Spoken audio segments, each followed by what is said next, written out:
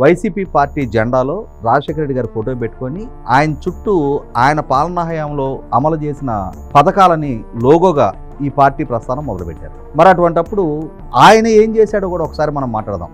రాజశేఖర రెడ్డి గారు తాను ముఖ్యమంత్రిగా ఉండగా తన ప్రభుత్వం ద్వారా వ్యాన్ పిక్ అని చెప్పని ఒక ప్రాజెక్టు తీసుకున్నాడు. 28,000 ఎకరాలు కేటాయింపు చేశాడు. తర్వాత ఇప్పుడున్న కాకినాడ SEZ 10,000 ఎకరాలు, అనంతపురం జిల్లాలో లేపాక్షి నాలెడ్జ్ హబ్ 12,000 ఎకరాలు, రక్షణ స్టీల్స్ అని చెప్పని సాక్షాత్తు ఈ జగన్మోహన్ రెడ్డి గారి బావగారికి సంబంధించిన కంపెనీ బయ్యారం ఇనప గనులు అని చెప్పని 40,000 ఎకరాలు. మరి వీటి ద్వారా ఏ పేదలని పెత్తందారులుగా రాజశేఖర రెడ్డి గారు మార్చాడు? ఈ కేటాయింపులు చేసింది ఎవరికి?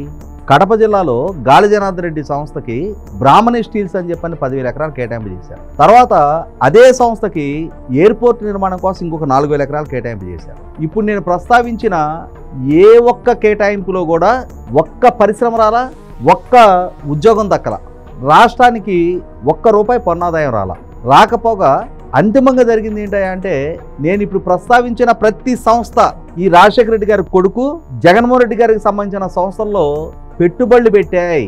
ప్రభుత్వ పరంగా ఆయన వాళ్ళకి లబ్ధి చేకూరిస్తే వాళ్ళు లంచాల రూపంలో జగన్మోహన్ రెడ్డి గారి సంస్థల్లో పెట్టుబడులు పెట్టారు. వీటిని క్విట్ ప్రోకో అని చెప్పిన ఒక కొత్త పదాన్ని CBI ద్వారా జగన్మోహన్ రెడ్డి గారి ద్వారా ఈ దేశానికి పరిచయం చేయబడింది. అటువంటి జగన్మోహన్ రెడ్డి గారి పార్టీ నాయకులు ఇవాళ పెత్తందారులకి కేటాయింపులు చేస్తున్నారు అని చెప్పని మాట్లాడితే వాళ్ళ నైతికత ఏంటి, ఇవాళ ఎన్డీఏ కూటమి నైతికత ఏంటి అనేది కూడా మాట్లాడుతున్నాం.